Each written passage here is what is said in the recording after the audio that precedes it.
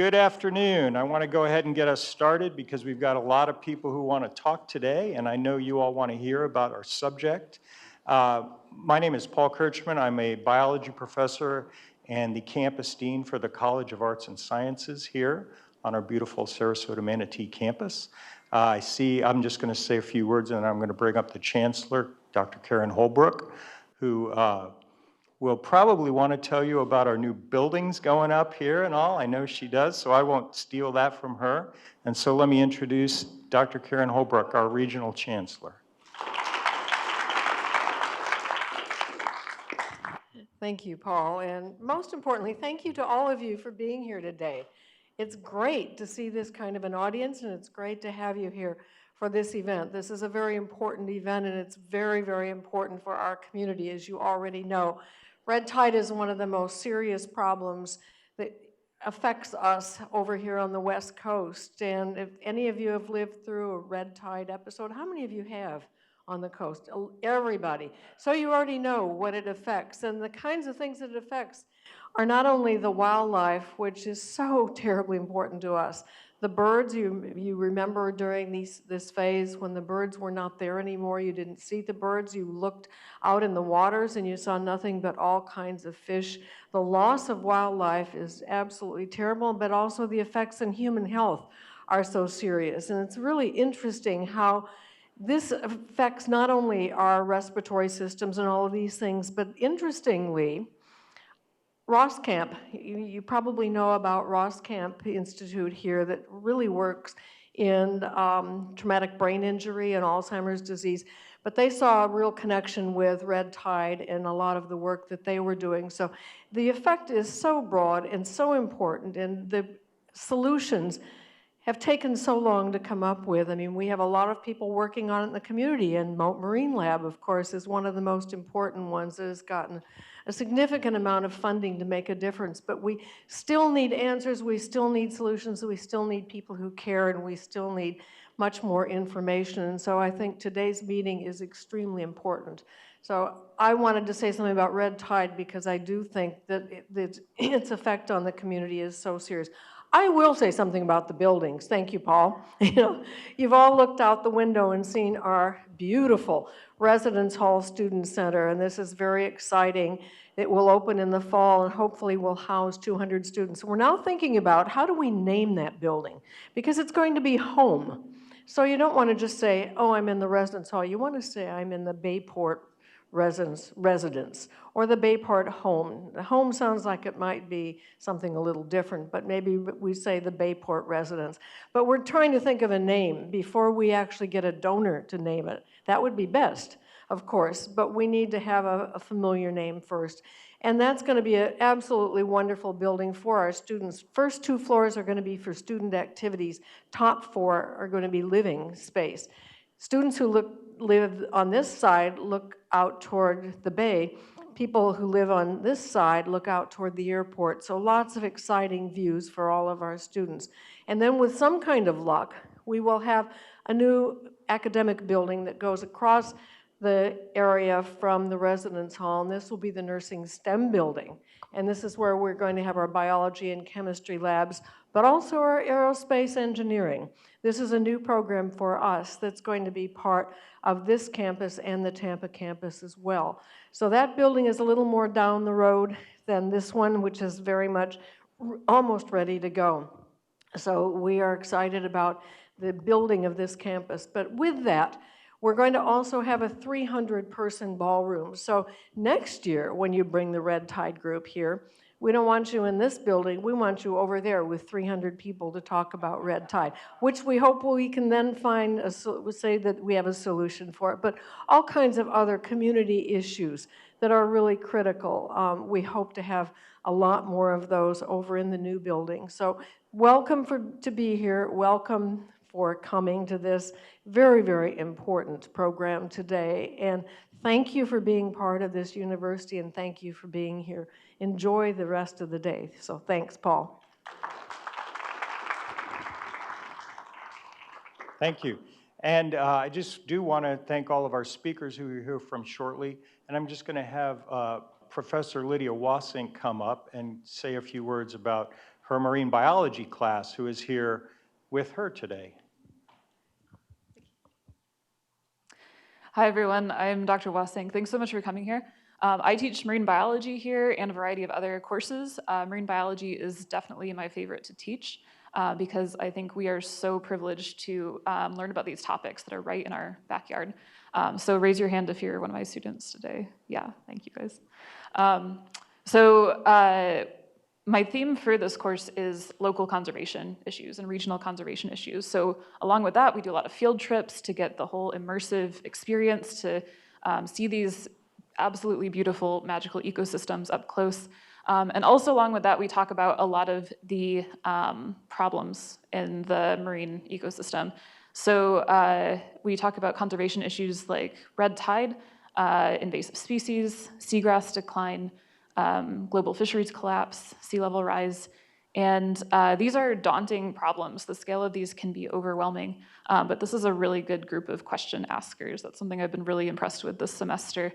And part of the solution is connecting these academic and non-academic spaces. So my hope for this course this semester and every semester is to have students make these really valuable connections with the local efforts going on in the community and connect with organizations, with experts, citizen scientists, people doing this really important hands-on work so that you guys can go and be empowered to do the work and the impactful research, influence public policy, and all of these things that are actually going to make a difference. Because if the conservation learning begins and ends in the classroom, we're not really going to get anywhere.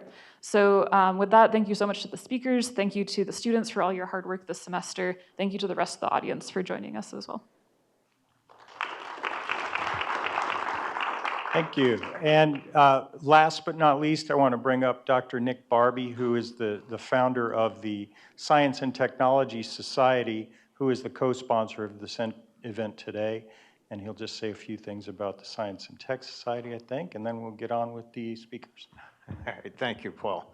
And Chancellor Holbrook, thank you very much for coming. I know it was a last-minute thing, but I really appreciate your coming. One of the things that we tried to do is start a jointly sponsored seminar series with USF here.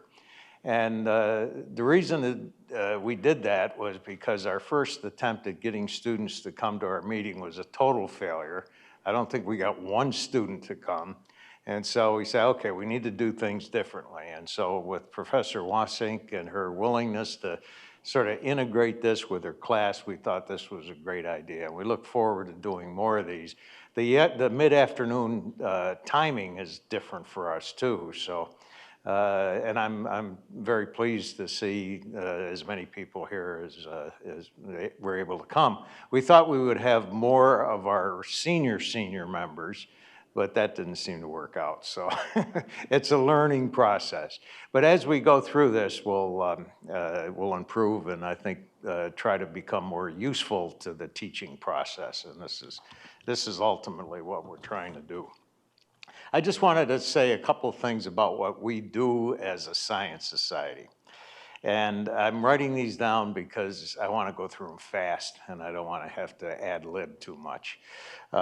We are a social society. We meet and listen to discussion on topics which are related to science and technology and the impacts of science and technology. I think we got more people interested in the impact than in the science and technology itself. And that's fine because that's the sort of stage of life a lot of us are in. It's how does it really affect us?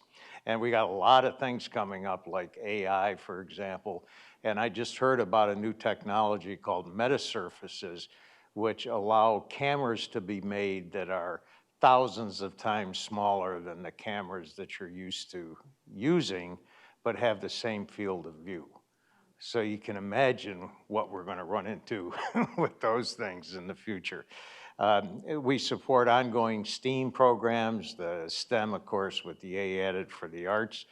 We judge science fairs. We provide mentors for science projects.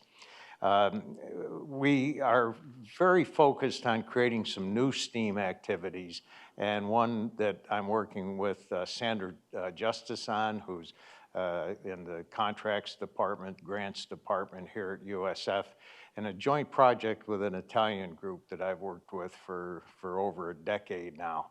And that would be for our really advanced students, and we hope to work on that together this year, and in 2024 actually have some headway on this. And we formulated a new initiative called STRIVE, and STRIVE is Science and Technology's Resolution to Improve Our Venture Environment. So one of the things we're trying to do is make this region more attractive to startups, to science companies that can move into the area or are thinking about that possibility, and to scientists themselves. A big way to do that is to have more education opportunities for their children. And so that we're working both ends of that. And recently, Rob Brady at the Roe Brady Design, Product and Design Company. We can see you, Stephanie. Thank you for coming, Stephanie, and thanks, Gabrielle. Enjoy seeing both of you. He just started a venture fund in this area, and he calls it a micro fund. It's only $30 million, and that's a micro fund these days in venture capital. And he's trying to emphasize Sarasota-based companies, but you know, their goal is to make $300 million, and maybe whether they're in Sarasota or not doesn't make a big difference to them. But we're trying to work with them to just make that environment known, make the fund known, try to bring in some people that are local for them to consider, et cetera. So that's something, and Bob Gordon, who just joined us, is a guy that's taught innovation, and I hope he's going to be a part of this particular initiative.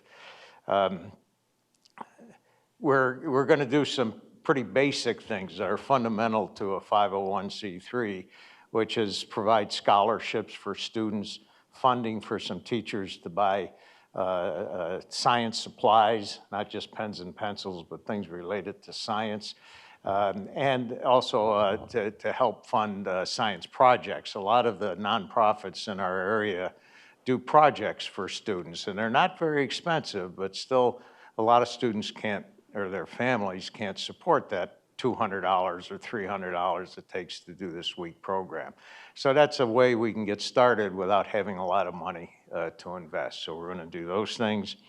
And one of my favorite ones is that I'm imagining a multi-generational citizen scientist program where we not only have the students involved in building devices, but have the parents and the students involved in collecting the data.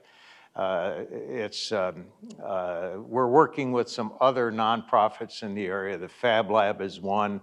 Actually, the Waterkeepers, the Suncoast Waterkeepers is another one that I think is interested in this project. Even though the measurement itself will probably be air quality, but a lot of what happens in the water ends up in the air because of hurricanes and boats and other such things. So one of the neat things of this device that we're looking at is that when you build it, it measures several parameters, not just one or two, and it magnetically can just slap onto your car, can be put on a bus, can be put on a boat, and you can you can map out areas if you want. And then we're going to work on the data analysis so that people have a dashboard where they can track what their device read out and compare it to other devices. This is just kind of an idea right now. The product itself was made by MIT, a group at MIT, and they put it all up on the internet for citizen scientist programs like this. So it's not completely crazy. It's something that's really intended to do this kind of thing. So anyway, we got a lot of projects. We need a lot of help. People who are interested would love to have you help work on these things. And of course, we got our December mixer coming up. where we can all sit, have a drink, watch the sunset, look at the bay, and talk about all these great ideas. So thank you very much. And thank you to the speakers for making all this possible. So.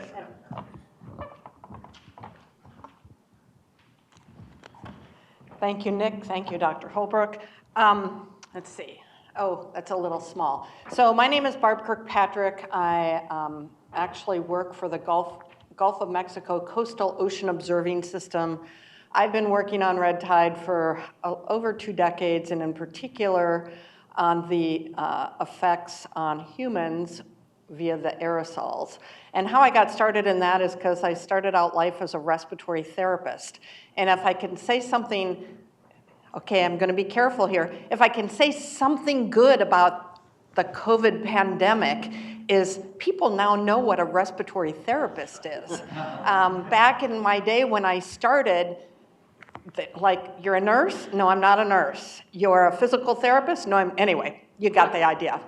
And I'm happy to see the students front and center because this is in particular for you. We're happy you're here, and we thank Lydia for inviting us. So my esteemed panel, I'm happy to say we've been colleagues, some of us for a couple decades. And to my left, your right is, I never taught aerobics, so I'm really terrible at this. Dave Tomasco from the Sarasota Bay Estuary Program. Next, we have Sandy Gilbert with START, Solutions to Avoid Red Tide.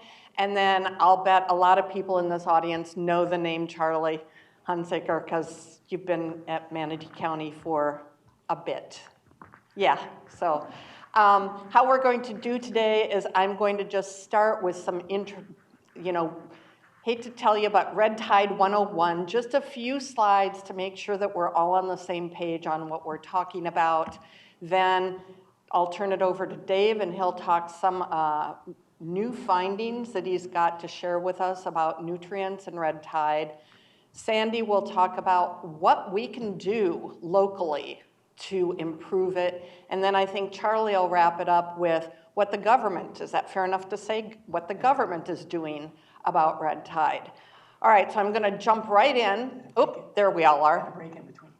And we're going to have a break, yes. So between Dave and I are going to go, and then we're going to give you a very short break just to get up and stretch and so on. But it's going to be like 5 to 10 minutes. I always get nervous about letting people out of the room because I worry that they're not going to come back. I'm thinking next. Yeah, yeah. We're going to lock all the doors. Okay, good. All right. And we will take questions. We prefer to hold it to the end.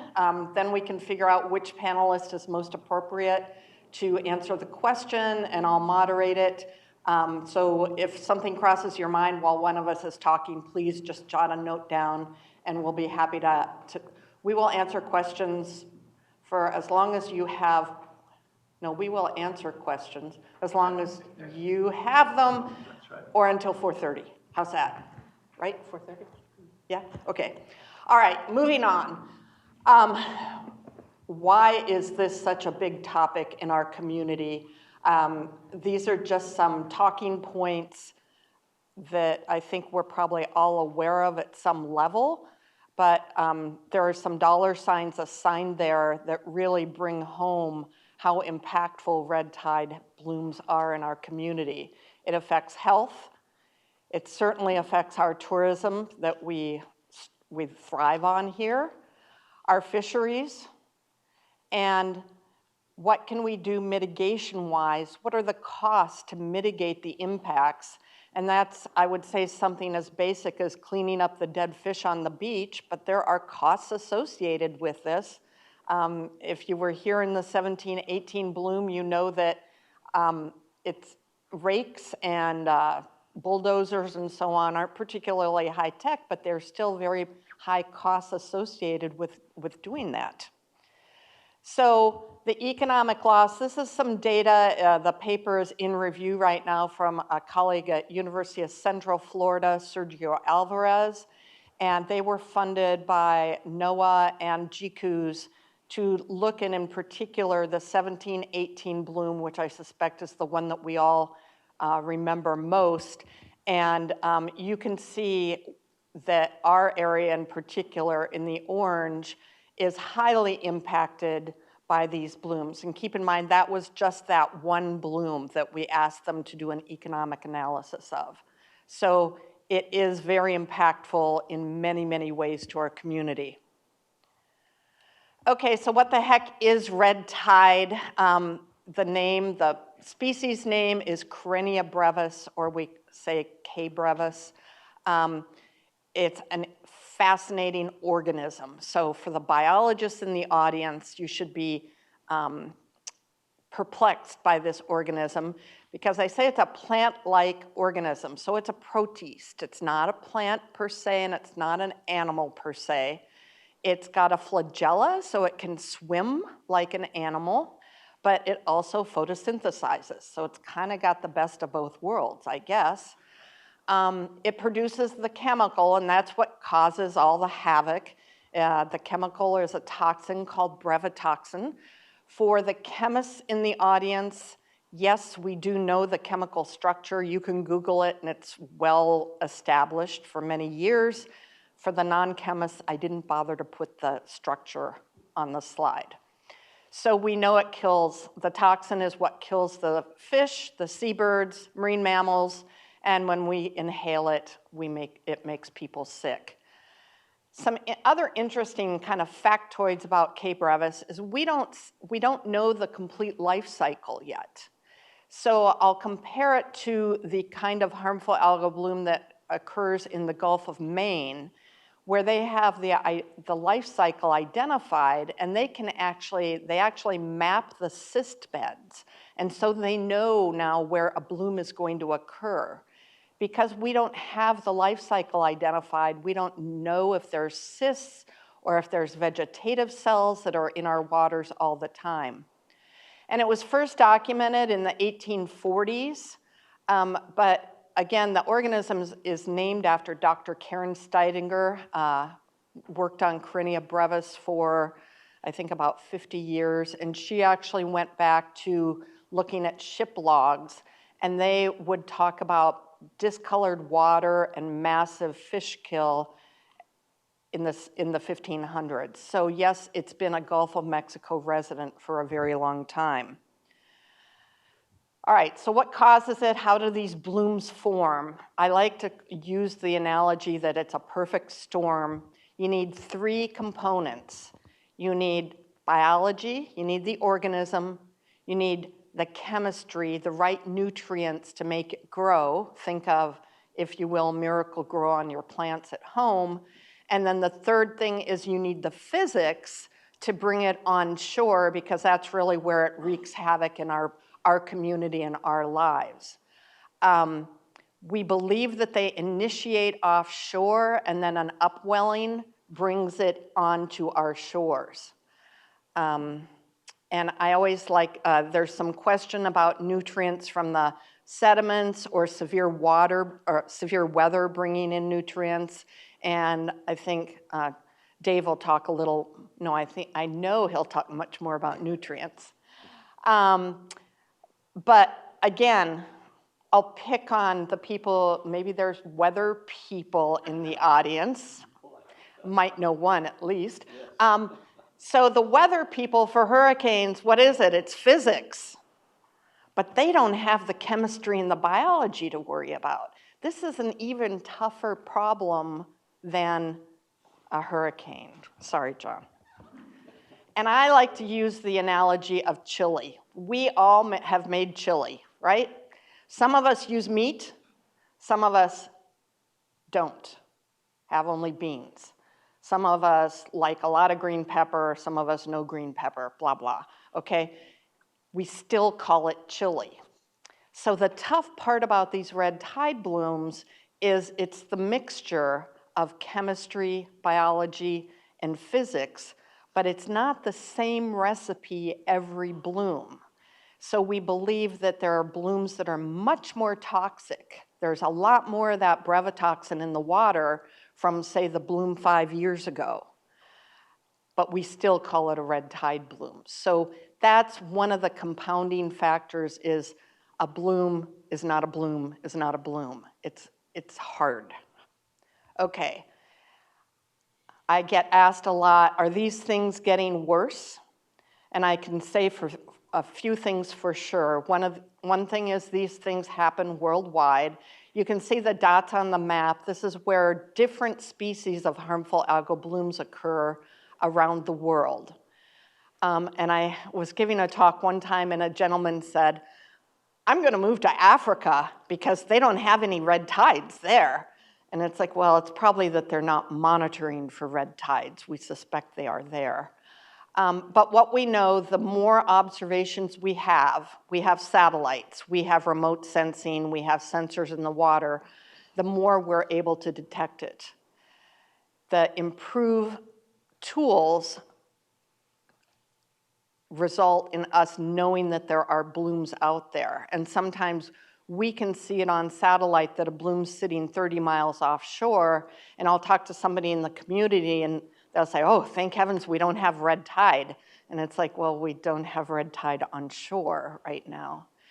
And the other obvious thing is the more people that populate our community and our coastline, the more people are being impacted by these blooms. And we've certainly seen a lot of growth in the Sarasota-Manatee County area. Well, I've been a resident since 1990 in Sarasota, so certainly we've seen a lot of growth.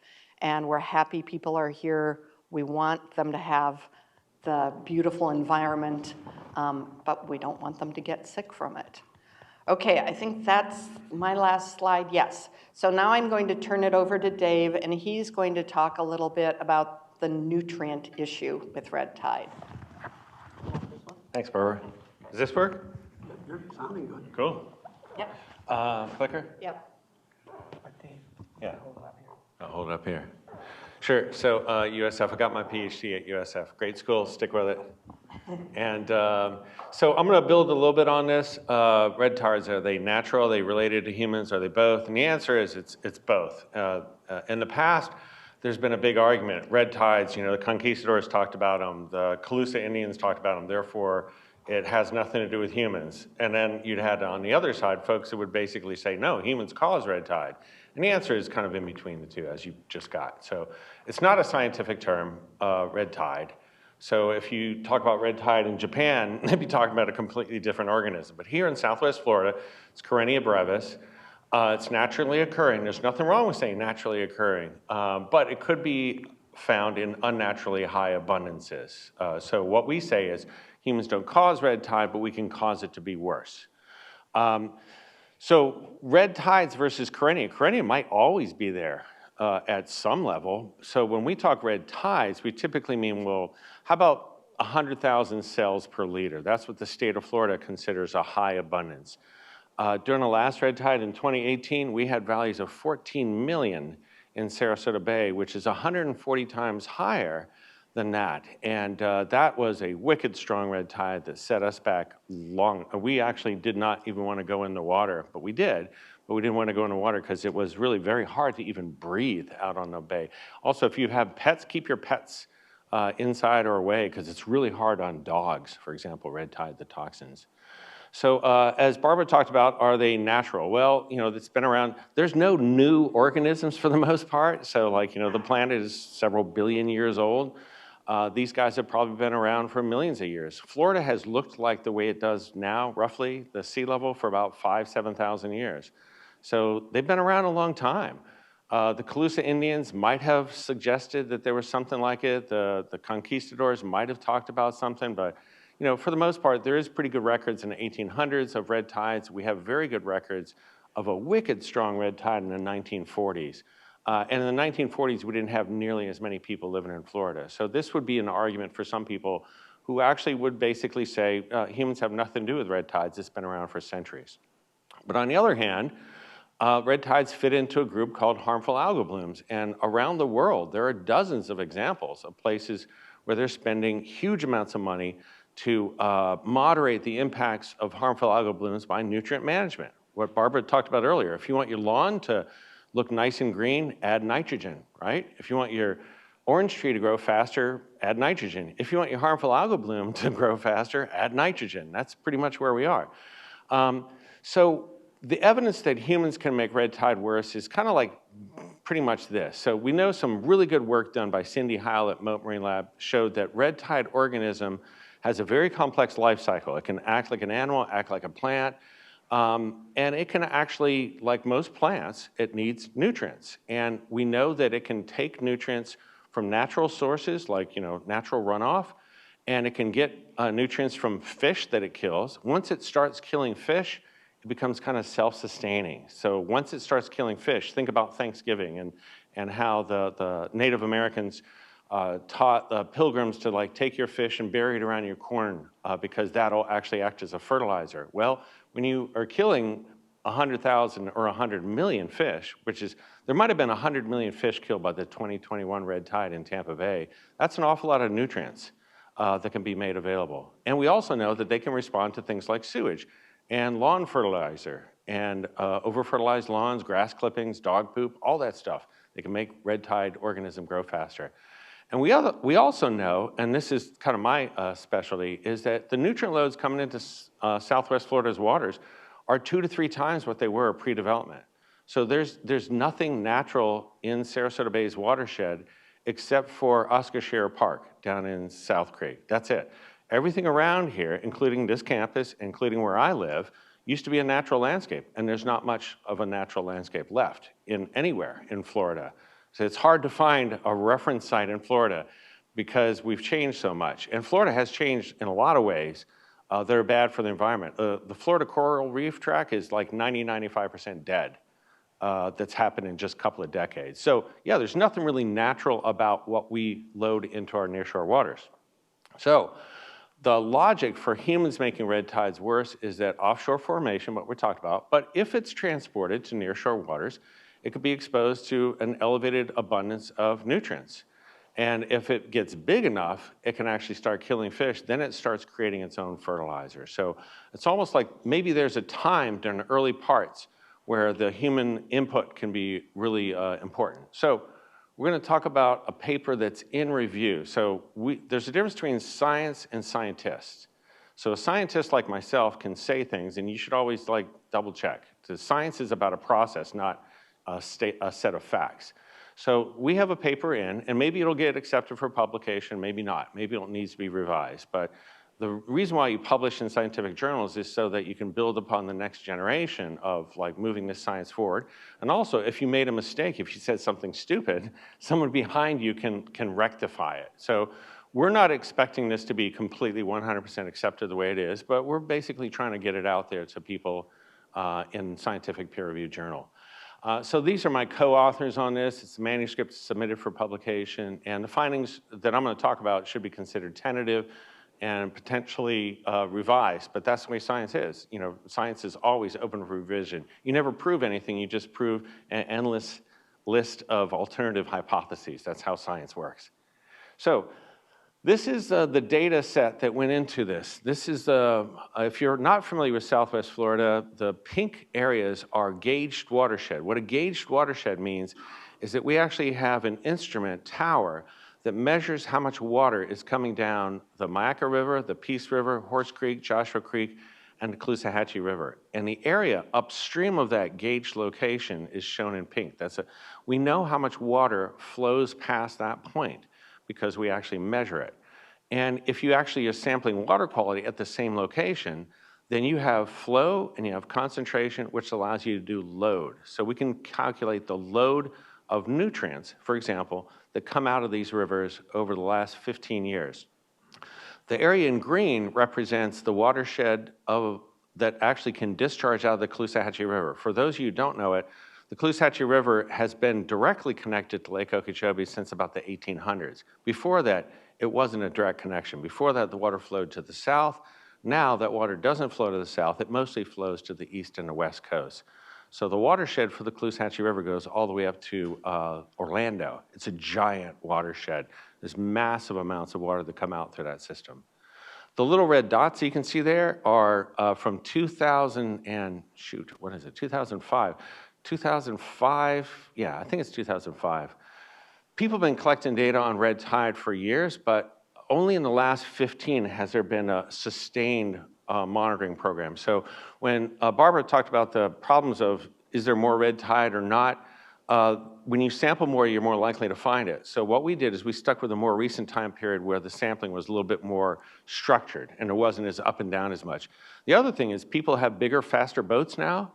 So when I first started boating, it would be rare if you had someone with two motors on the back of the boat. And now you can buy boats with like 3, 4 motors. You can have 2,000 horsepower on the back of a boat. So you can get out to the Florida Middle Grounds in like 2 hours. And before, you'd have to spend a weekend getting out there. So we have a lot more people who are out on boats. So we're trying to use a data set where time isn't compromising our ability to look at trends over time. So the red dots represent 50,000 Karenia brevis sampling events located from in the north, Sarasota Bay, to the south, Estero Bay. And we're looking for the relationship between red tide abundance and the nutrient loads that are coming by these gauged river basins. So we decided that we're going to call a red tide bloom a period of time when the levels were higher than 100,000 cells per liter for at least 30 days with a 1-week buffer in there. And the reason why we did a 1-week buffer in there is because people don't sample that frequently on weekends. And so if you had, for example, you're going to go out on Friday, but the boat didn't work, so you skipped Friday, and then you had a 3-day weekend, and then Tuesday was windy, then you would basically miss 5 days when maybe the red tide was there. So we said, okay, if there's a 5-day period where there's no data or there's very lower levels, we're going to basically say that's okay, but the red tide itself has to last at least 30 days for us to count. So if you have 20 days with over 100,000 cells, 5 days where no one collected data, and then 20 more days, we would call that a 45-day bloom, not 2 20-day blooms separated by 5 days. And so when we use that, we came up with 11 events. That yellow line, this is a log scale, just like pH. So that yellow line represents 100,000 cells. And the peaks, you'll see some peaks that don't have a number over it. That's because it didn't last long enough, or it was separated. But the peaks that have a number underneath, over the top of it represent a bloom that lasted 100,000 cells per liter for at least 30 days with no more than 1-week buffer in there. And you can see the biggest one is the 2017 and the 2019 red tide. It was a massive one. And we didn't go back to the 1970s or even the 1990s because the data are much more constant data collection efforts over the 15 years shown here. So 11 bloom events, 15 years, and they're different durations. So what we're going to look at is whether or not there's a relationship between the nutrient load delivered to the water the month before the red tide got there and the first month of the red tide. So you can't compare nutrient loads over the duration of the red tide and the duration of the red tide, because then you have days on both sides, and then you're double counting, and that's called a spurious relationship. You could find a relationship between the number of calls to Domino's Pizza and red tide, and there would be a correlation because you would have days on both sides of the equation. So we're not. We're saying 2-month red tide, 2-month load is going to be compared against the duration of each of those 11 red tides. So the month before the red tide got there, and then the first month of the red tide compared to the duration of the red tide. So this is the great data set we've got. We've got really good data. The area in red represents the Caloosahatchee River. The Caloosahatchee River dominates nutrient delivery to Southwest Florida because it's a huge watershed. Sarasota Bay's got a watershed of 150 square miles. The Caloosahatchee River drains everything up to Orlando and all of Lake Okeechobee. And so it's a gigantic watershed. So that's why it's such a huge portion of that. So the top one is the hydraulic load, which is how much water, and the bottom is nitrogen. They look really similar, right? Because the thing that we've got here is the nitrogen concentrations aren't wickedly high. It's not like Piney Point. It's just what drives this system, the nitrogen load, is the engineering of this system. Lake Okeechobee is 7 feet lower than it was in the 1850s. And the average lake in Winter Haven is about 4 feet lower than it used to be.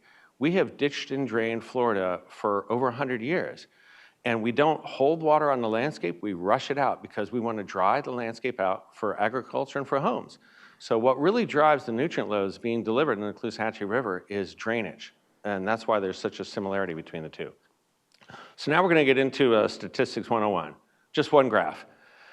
This is a plot. On the bottom is the nitrogen load for each of the 11 events. All of them are just for 2 months. And on the left-hand side, the axis going up and down is the duration of the red tide. The smallest duration we had was 30 days, and the longest one was more than 400 days. If we plot the two against each other, we see it's a statistically significant fit. The blue line represents the best fit equation. The equation is shown on the lower right-hand corner there. The purple represents the 95% confidence intervals, which means we can say with 95% confidence, the relationship fits within there. It's a pretty good fit. And the R-square of the value is 0.774, means 77% of the variability in the duration of red tides can be explained by the variability in the nitrogen load delivered during those 2-month periods. So that's a really good fit. That is, in biology, that's as good as it gets. This is not engineering. We're not making widgets. We're trying to understand complex things. So despite all the complexity that Barb was talking about, this means that the nutrient load really does have an awful lot to do with how long that red tide is going to last. And the other thing is, if you can see that number that says 0.244x, I think it says that, what that means is every 100 metric tons of a load reduction would reduce the nitrogen duration, of the red tide duration by 24 days. So if you want to reduce the duration of red tides, ratchet back on the nutrient loads. That's what we're saying here. So we ran a couple of scenarios, and one of the scenarios is the average that we've had the last 15 years of those 11 events, and that was the average nitrogen load during those 2 months, and the average duration of the red tides was 168 days. That's 5.5 months. And then we looked at it, what was it like before humans started screwing around with Florida's landscape? So we don't really know exactly what it was, but we think the Caloosahatchee River is probably loading twice the nitrogen that it had historically. And if we run that scenario in there, then it drops it down from 5.5 months to 3 months. So we've never not had red tide, but we seem to be making red tide last longer. And then the third row is guidance that we have from the state of Florida to reduce nutrient loads by 23%. So we've had this guidance for 15 years. We haven't done it, but for 15 years, this has been the target of how much nitrogen load reduction we should bring about for the Caloosahatchee River. So maybe in your careers, in your lifestyles, in your lifetime, someone is going to actually do this. But it took a long time to get that 23% target, but no one has really done anything significant to achieve it. But if we could, it looks like we might be able to knock the red tide duration back by about a month. So overall, humans have made red tide last longer, would be our conclusion. And if we could fully implement the target load reduction that's called for by the state of Florida, we could knock it back by maybe a month. We've made it probably about 2.5 months longer than it was historically on average, and we could actually knock 1 month off red tide. That would be a really nice thing. That would be good for our economy and good for our ecology. So, but that's really expensive. Is that kind of a pipe dream? Because a lot of people think that like, it's just, give up. There's too many things going wrong. We can't do anything. And I like to think of it as the sense of like, my daughter's 22 years old. And if they do the right thing in the next couple of years, I think good things could happen. But you got to understand how serious the issue is and how much money it would take to fix it. Because if you just end up with studying it, then we're not really doing anything other than giving talks. And I'd rather actually have results. So there's really good stuff right out here. So Sarasota Bay is very well studied. It's the best studied bottlenose dolphin population on the planet is in Sarasota Bay. Randy Wells and his folks at Mote and Chicago Zoological Society. And we've been sampling water quality in Sarasota Bay for decades. And one of the things that we found out just recently is the state of Florida has taken us off the nutrient impaired list for all of the open waters of Sarasota Bay. So if you've been here a long time, you might realize this, or maybe not, that our water quality now is the best it's been at any time in the last 8 to 10 years. It is much better than it was, let's say, 5 years ago during 2018's red tide.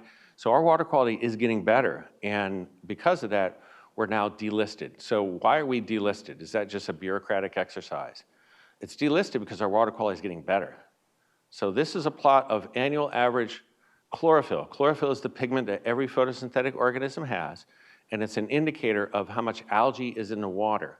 So this is the annual averages for, let's see, what do I got? Sarasota Bay, Roberts Bay, Little Sarasota Bay, Blackburn Bay. So 4 water bodies, and you can see the downward trend. In this case, down is good.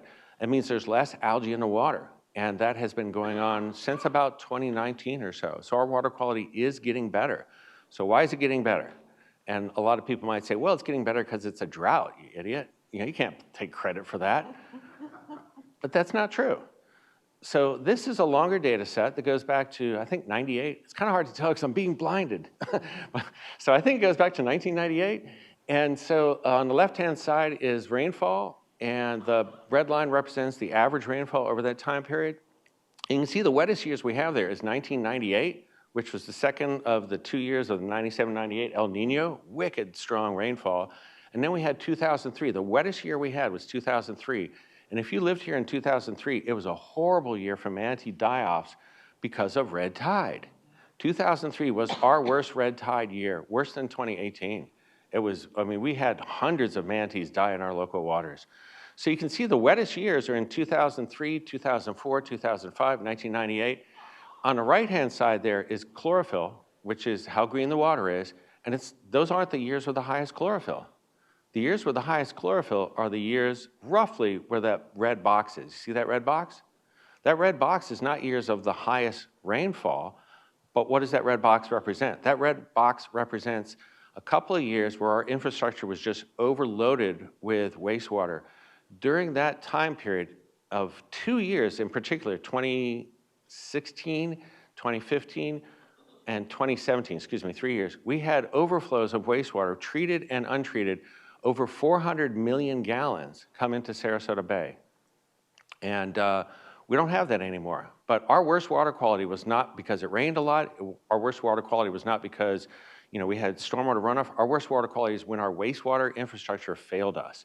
400 million gallons of nutrient-rich wastewater came into our bay, set us back probably about 20 years in terms of seagrass. But the investments that are being made in our watershed, and Charlie's going to talk about some of them and what people are doing individually, which is what Sandy's going to talk about. Look at what's been happening in the last couple of years, that reduction. That reduction is not because it's raining a lot less. That reduction is because we're now doing the right things for wastewater, and it is incredibly expensive. We're in the middle of spending $300 million on wastewater upgrades, stormwater retrofits, habitat restoration. But what do you get for $300 million? You get a better bay. If we only spent $5 million, we wouldn't be able to pull this off. But if you identify the problem and you identify what needs to be done and you come up with the amount of money to do it, you can fix a bay as big as Sarasota Bay. And that's what I'd like to leave you with. And seagrass. Seagrass is coming back. Our 2024 maps, we're expecting them to come out in 2025 because it takes a while. But the picture on the left is an underwater photo, 6 to 7 feet of water in the bottom of the bay. That's what seagrass looks like. And there wasn't any seagrass there a couple of years ago. The picture on the right is someone snorkeling over a bare spot, but you see all the darker area around that bare spot? That's all new seagrass that's coming back in an area where we lost it all after that red tide. The 2018 red tide, we lost 2,000 acres of seagrass. We're gonna get hundreds of that back because our water quality is getting better. We're not transplanting it, it's coming back on its own. So this is good news because a healthy bay is important to your economy. As Barbara just talked about, there's 20,000 jobs associated with bay-related activities. You know, a commercial fishing village. How many commercial fishing villages do you have in Florida? We have one right up here in Cortez. We have recreational fishing guys, the waiters and waitresses and bartenders and people renting out jet skis. A property value uplift of $4 billion. So people pay money to live next to the water, but not when it's terrible, not when it stinks. Red tides push down property values by about 25% up to a mile inland. So getting red tides under control is definitely good for our economy. It's good for our water quality. And this is, you know, another picture of a seagrass meadow that shows all the fish and crabs and shrimp, things like gag grouper that you find out in the Gulf of Mexico. They need places like Sarasota Bay for their early stages of their life cycle. And these habitats are important for something like charismatic megafauna. This is the cutest picture in the world, right? Turns people into marine biologists. Who wouldn't want to do this? But why are they bottle feeding these baby manatees? Because their moms died, and their moms starved to death. And their moms starved to death over the Indian River Lagoon because of lack of seagrass. We've lost 95% of our seagrass coverage in the Indian River Lagoon because of poor water quality. So we have lost 20 to 25% of our statewide manatee population in the last 3 years because of starvation.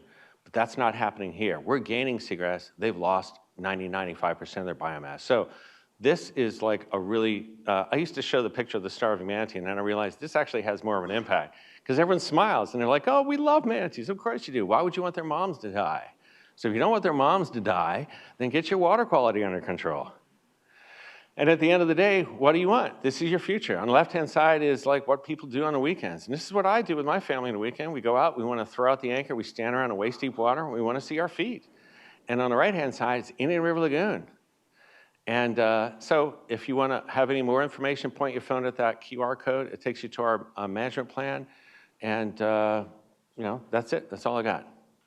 Okay, so our next speaker is Sandy Gilbert, and he's going to talk more, I think, what you'll find from a community point of view, what we can do to make a difference. And it's really nicely dovetailing off the information that Charlie just gave you, or Dave just gave you in the last talk. So it's all yours, Sandy. Hi, I'm Sandy Gilbert. I'm with START, which stands for Solutions to Avoid Red Tide. And not surprisingly, I follow David because what is our mission? To reduce the nutrients, the excess nutrients that feed red tide and other harmful algal blooms. We've been doing that since 1995 as a citizens organization. And we do it in 3 ways. First is public education, kind of like what we're doing now, making people more aware that not only does red tide impact them, but they impact red tide. We also do water quality outreach with policymakers, trying to get them to do what Dave was referring to is upgrading our wastewater systems to improve the quality of our waterways. And lastly, we have some of our own projects that actually do help remove some of the nutrients. So first, talking about our public education program, please contact me if you're interested. We have a great presentation. It's been shown many, many times to many people. It's called Red Tide and You, and it answers the 5 questions. What causes red tide? Why is it so bad here? And it is worse here. What's being done about it? What does START, my organization, do? And most importantly, what can you do as just one person in this room on your own can you do to lower your own nutrient footprint? Second presentation that we give, it's been one of our biggest works, is how to keep your stormwater ponds healthy. You may not know it, but most stormwater ponds in this county, both Manatee and Sarasota, they're detention ponds. The water stays there for a while, but it leaves and it ends up in Sarasota Bay in the Gulf. So the condition of stormwater ponds, if they're dirty with algae and sediment in it, eventually that ends up in the bay. So that's why we focus on working with communities with stormwater ponds, which I'll talk about in detail in a moment. We also have a website that you should visit, answers a lot of questions about red tide. Things like, is it here now? And if so, where is it? We have a red tide report. We have information where you can connect to other pieces of information with links about red tide and water quality. We do a monthly e-newsletter, which we have about 1,200 people read every month. What's going on? What can I do? We address it every single month. And we have a brochure that we pass out when we have public events. And lastly, we have PSAs, public service announcements. We have them on file with all the local TV stations. When a red tide bloom, like what you're looking at there, coming ashore in South County, when that arrives, when they have time, they run those commercials letting you know that red tide is about. The second thing we do is the water quality outreach program that I mentioned. This is a picture of the Tallahassee Chamber. We are primarily working with them is speeding up getting rid of the excess nutrients being released from Lake Okeechobee. It's just really a major problem. And we work on other things. We follow Barbara, who is with the Green Algae Group, that committee. We follow the Red Tide Committee and seeing what they're doing. And we basically keep abreast of what's going on and trying to convince lawmakers to improve laws that affect our water quality. Locally, We were very much involved with the decision with Sarasota County to spend, which will probably be, I think, closer to $500 million in the next few years to clean up the wastewater plants, bring it to AWT, Advanced Wastewater Treatment. What will be the difference? Well, it'll probably get rid of about 70% of the nitrogen that right now is going out into the bay or in other places in your reclaimed water. That's a gigantic difference. So we keep working on that. And right now I'm working on an ordinance that will hopefully codify no-mow zones, and I'll explain why they're important in a minute, around ponds with Sarasota County. So hopefully all new communities will have to have those and plants in the water that will improve the water quality. We also, of course, have our own programs, largely teaming up with people like David and people like Charlie. We get together with other organizations to do things for improving water quality. Oysters are really valuable creatures. They're not just good to eat. A typical adult oyster can filter about 12 to 35 gallons of water every day, just one oyster. And for years, we had a lot of them around. Well, we took them all out of the water. They didn't die because the water was dirty. They just were harvested.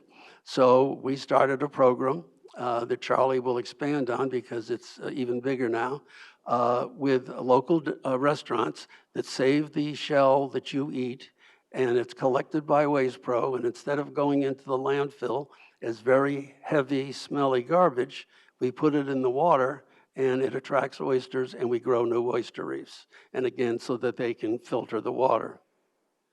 And here's a picture of the Manatee River, which again, Charlie will probably tell you more about.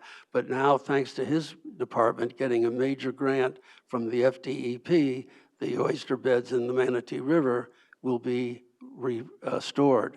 And you might want to know that in the 1800s, the Manatee River was called the Oyster River. There were so many there, and they're 90% gone. Why do you do it? Yes, the Manatee River will get clearer. That will be good.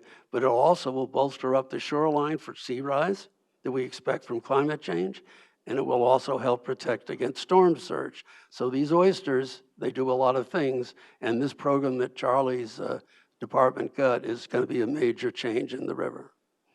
We also work with the Sarasota Bay Watch. We helped them fund putting over 2 million clams in Sarasota Bay. They filter the waters. They're awful relatively resistant to red tide. Oysters are really resistant to it, but the point is they also filter the water and create all kinds of valuable things in the food chain for other species to eat, and particularly, again, we like them as water filterers. How many of you have been or aware of Bay Park, the park down by Van Wezel?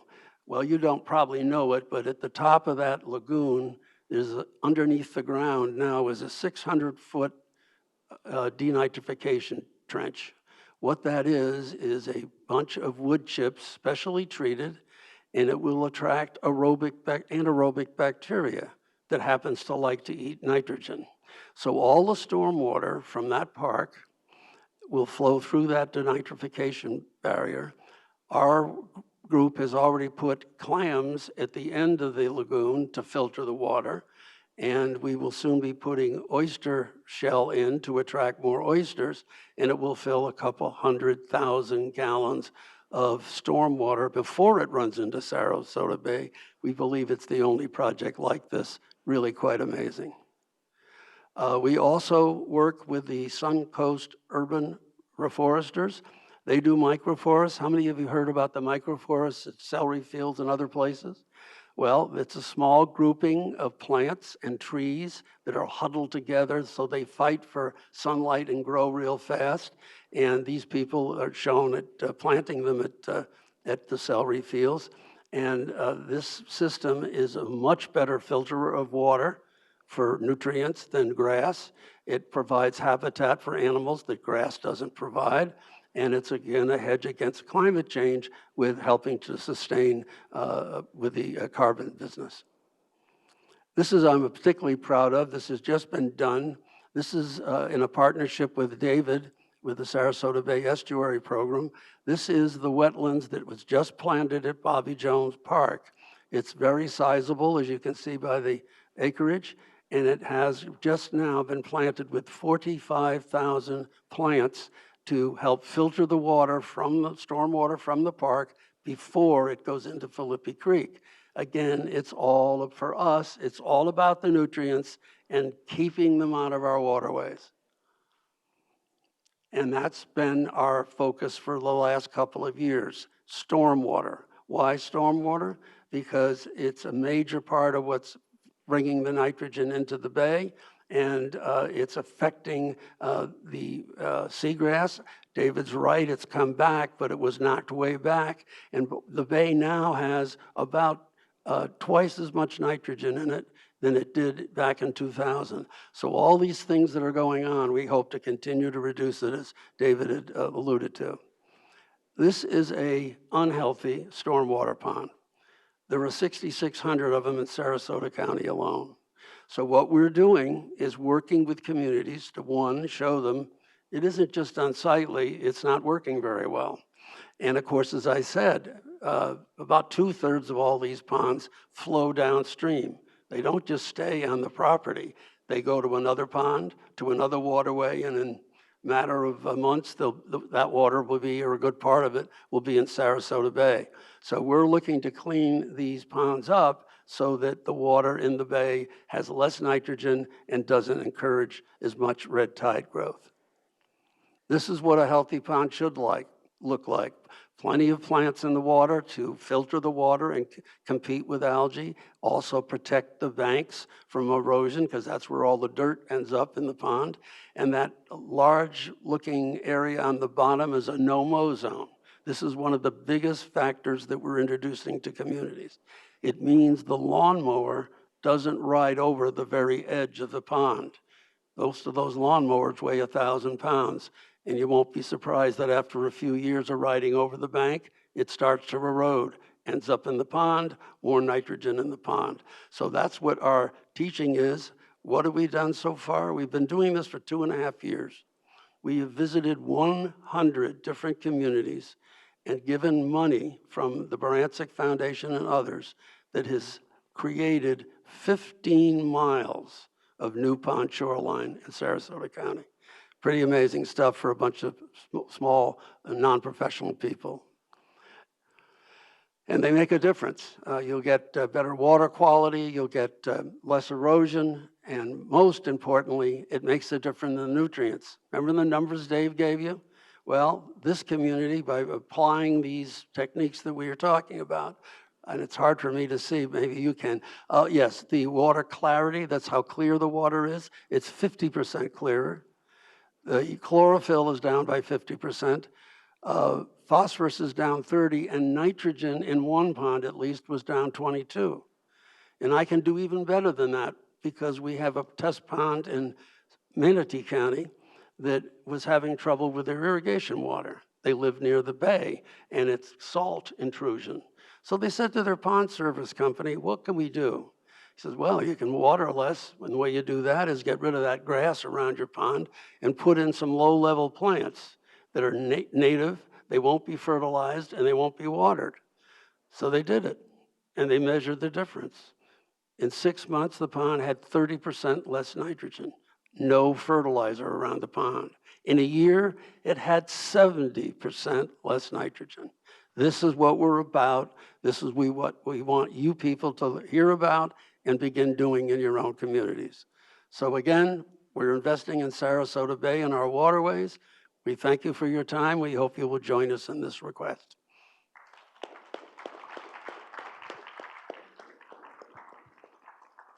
Now we're going to move to Charlie, and he's going to tell us more specifically what Manatee County is doing. And I think you'll Well, be impressed. Thank you, yeah, this microphone.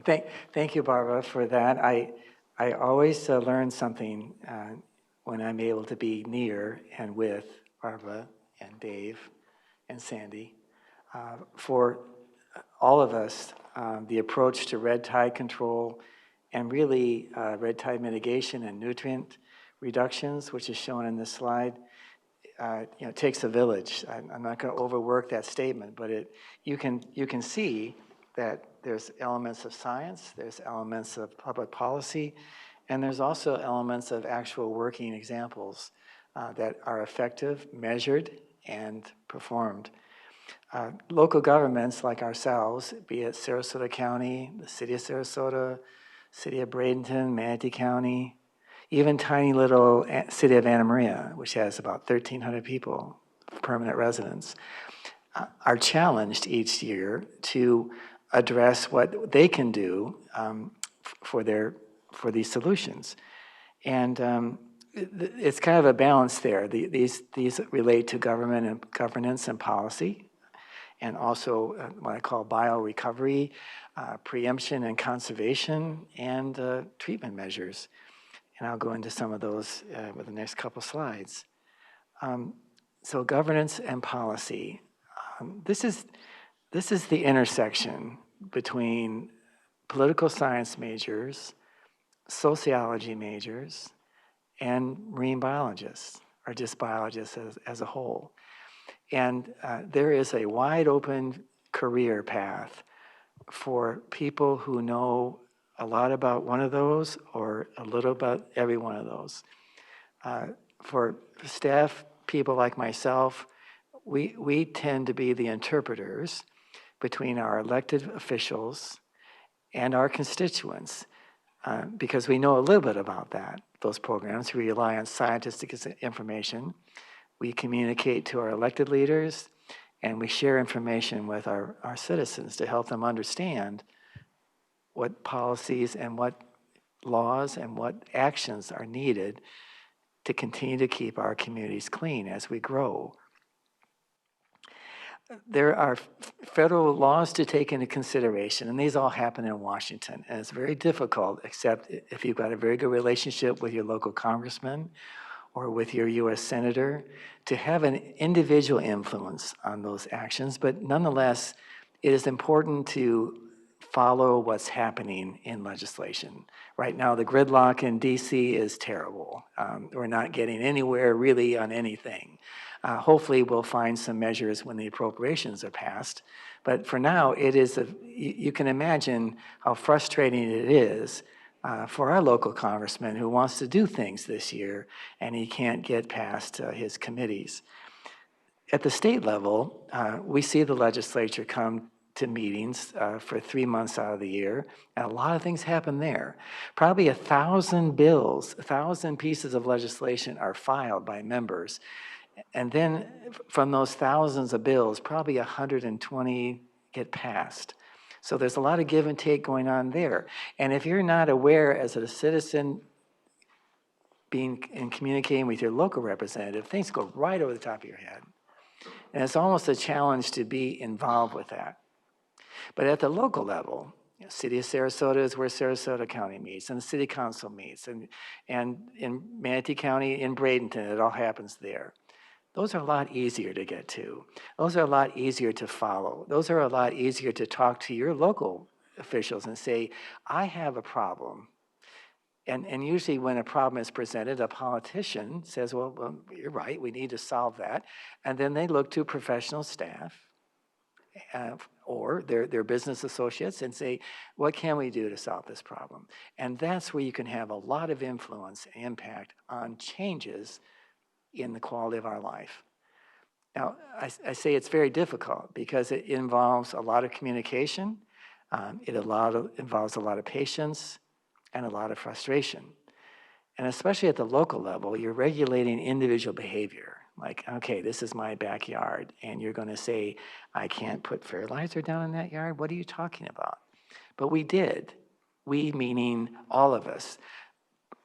Pasco, Pinellas County, Hillsborough, Tampa, here, Sarasota, Charlotte County, we all recognize that the Bay is very, very sensitive to overwhelming fertilizer. So we adopted back in 2011 ordinance that really controls how you should put down your fertilizer. It's addressed to urban residential landscapes. There's a lot of companies out there that apply. You see them every day. They're driving around. They help landowners who don't want to do it themselves. They put down the fertilizer, they mow. And we work with those companies to try to develop a series of protections on how we apply fertilizer. And the key points of this ordinance or law is that there really will be, we hope that this is applied. There'll be no nitrogen fertilizer applied during this rainy season of June 1st to September 30th. When it's raining every day, your fertilizer goes on the yard. It is going straight to the curb or to the swale and into the water. It's really not holding on, it's not sticking. Most people say, well, that's when you should put the fertilizer down when the grass is growing. Well, no, that soil has picked up from the fall and from the during spring, a lot of lawn clippings, leaf litter. It's well fertilized. It can move through the summer and make it. Now, you can put fertilizer on up until June and give it that boost, that head start. No restrictions there. But we have really seen a difference because all of our counties now, all these communities are following this rule. And there are always exemptions. When you're a farmer, you say, no, I'm growing tomatoes this week. I've got to get the fertilizer on Tuesday, not next week. And we say, well, of course, we're not going to affect growing of crops. There's a lot of pastures that are under heavy assault when you have 1,000 head of cattle and you don't have 10,000 acres to graze on. You got to rotate them among fields. You're going to have to keep your grass growing. You need fertilizer to keep that up. Golf courses get a lot of wear and tear in the summer. They need a fertilizer. They need to do extra work. But even they have been working to cut down on their uses. All the athletic fields around here get torn up. Soccer or football, we need to keep those growing. So we need a real intensive program there. And individual gardens, no problem. But I never knew why organic yard waste compost is on there. That's a carryover. And just this morning we're saying, why is that there? That doesn't belong. So just ignore that for a second. But anyway, because that's the opposite. You don't fertilize your compost. You don't fertilize your compost. That's the other way around. So anyway, there's some other things that go on with this, and this is the political science part of it. You've got to communicate this. There's public education. We work with our Institute of Food and Agricultural Sciences, University of Florida, and there are 5 people in the Bradenton office and probably 7 in the Sarasota office that do a lot of the training and education about this. And then, of course, we monitor water quality to say, is it making a difference? Really? I mean, all this struggle and heartache, and I'm feeling like I'm being regulated, and the government's on me back, and Big Brother watching me. Well, here you go. So we have, in Manatee County, we have certain watersheds where we know we have water quality problems, and those are shown in pink. Now, the arrows talk about trends.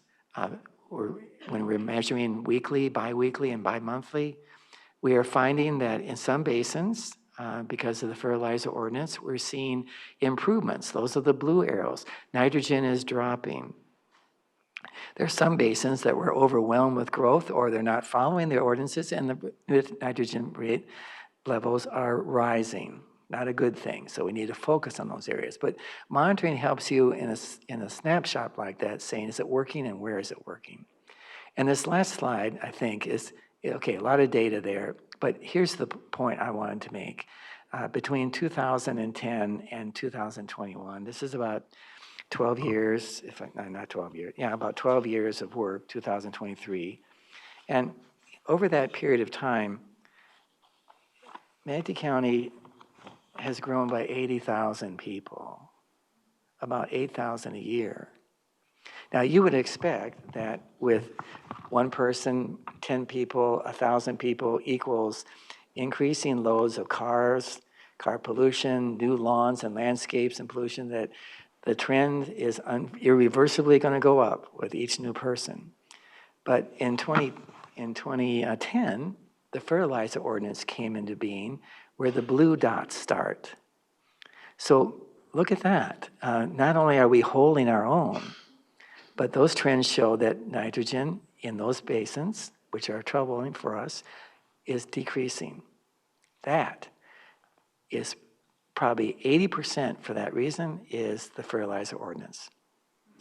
And so hang on to fertilizer ordinances. And there's efforts in the legislature, but some would say, you know, we're a turf grass association, and we're telling you, you need to have fertilizer on turf grass. And it starts in Tallahassee, and they say, well, you're right. We think that's taking away from business and business development. We are going to preempt local governments from adopting any more regulation of this type. So, so if there's no one there to say, no, wait a minute, it's working well. So your political science part of your brain set should say, oh, need to monitor what's going on in Tallahassee. Or sometimes the local ordinance will be modified or changed. No, hang with it, because this is one of the few things it's really working. So we summarize that by saying that it's making a difference, and it's making a difference throughout all of Tampa Bay. The next thing I want to talk about is biorecovery. I'm going to drop this, right? I have to work on those slides. But this is very simple. It's using nature to help solve a continuous loading problem of nitrogen. As we mentioned, clams and oysters work every day, all night long. They don't require overtime. They don't have to go home and do homework. They're still there working every day to clean the water. And if we can increase the abundance of clams and oysters by recycling shell and giving substrate in the bottom, because for oysters in particular, when they bloom, when they blossom and eggs are released, those eggs float in the water column until they can find a hard structure to land and attach to. And there's no hard structure to land attached to, like a muddy bottom, they never take. So we're out there trying to build substrate. And you know, there's different ways to do that. If you've been able to get out on the water and see our mangroves, you see right there, one oyster is attached to a mangrove root, and then another, and then another. And then those oysters mature out, they die, but their shells are still there. And the oyster spat come back, and they attach to those oyster shells, and there's another. So the outer layer of each of those roots are living oysters attached to older oysters, which are attached to the roots. So why can't we do that? And we do. Those are called vertical oyster gardens. And we take old oyster shell, and we drill a single hole through it, and we stack it up. And we suspend that stack in a water. Oysters come to it, just like in the roots. A little effort there. But imagine hundreds of thousands of those suspended from all docks and piers and seawalls and other locations.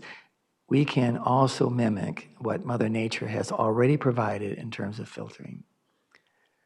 And then again, we can do it on a large scale, because we mentioned the harvesting of oysters from the Manatee River through the 1950s removed all that hard surface that new oyster eggs needed to land on.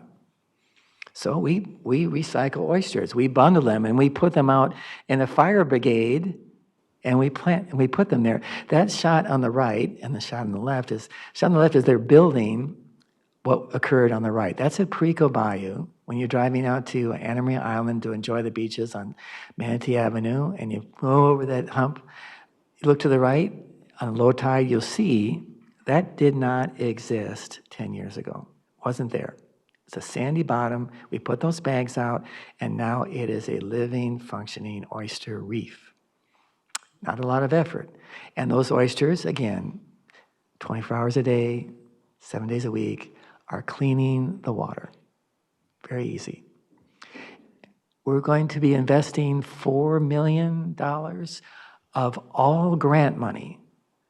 Oh, you take my taxes and, you take it away from roads and you take it away from our important public safety. And my response to that is, no, we're not using property taxes to do what we want to do, to come back and restore oysters, hard bottom, either by volunteers or by mechanical means, literally bringing up a boat and pushing it over the side. In those areas of the Manatee River in yellow that are the intersection between saltwater and freshwater, into a low salinity modern environment where oysters thrive. too salty, they get drilling worms, too fresh, they can't make it. It is a very delicate location where we find most of our oysters. We've identified that right now that in yellow, as sea level rises, that will push a little bit further out the river. But for the next 50 years, those will be good places, and we're going to put more oyster shell out there. That's why I say bioremedy is easy, not complicated. So the next one is treatment measures, very expensive. But the things that we've been talking about, the reuse of wastewater is something that we see now as a common thing. But I'm telling you, 15 or 20 years ago, people said, what? You know, wastewater plant drops it into the Sarasota Bay, the Manatee River, San Francisco Bay, Key West. Key West didn't even have a treatment plant until 1984. They had the Gulf Stream. They just had a pipe from their collection pump stations, and they pushed it out the Atlantic and let it go. But that's changed. When I mentioned San Diego also didn't have a treatment plant in California, just right out the Pacific. But we've been, fortunately, we're advanced. But we've advanced now beyond taking the treated water and just dropping it into the river, and reusing it on golf courses, residential lawns, and landscapes. This is a good thing. And in Manatee County, we mentioned about Sarasota had a number of discharges over the years from their treatment plants because Sarasota did not have the landscapes to reuse all of their effluent. They literally had pipes going to the bay. In Manatee County, when we built our major treatment plants, our waters were so shallow, the state of Florida said, we are not going to let you just drop daily discharges into your environments. They won't take it. You're going to have to find ways to get under contract with agricultural users and put the water on the land, or you're not going to build the plant with federal money. And that was a $96 million commitment. So we wanted to build the plant and get reuse. So we don't have discharges from our plants. But as Dave mentioned, when we don't use reclaimed water, when we use it too much, and you can see it all the time, about 30 minutes into someone watering their lawn or landscapes, water starts to hit the curb and it starts running out.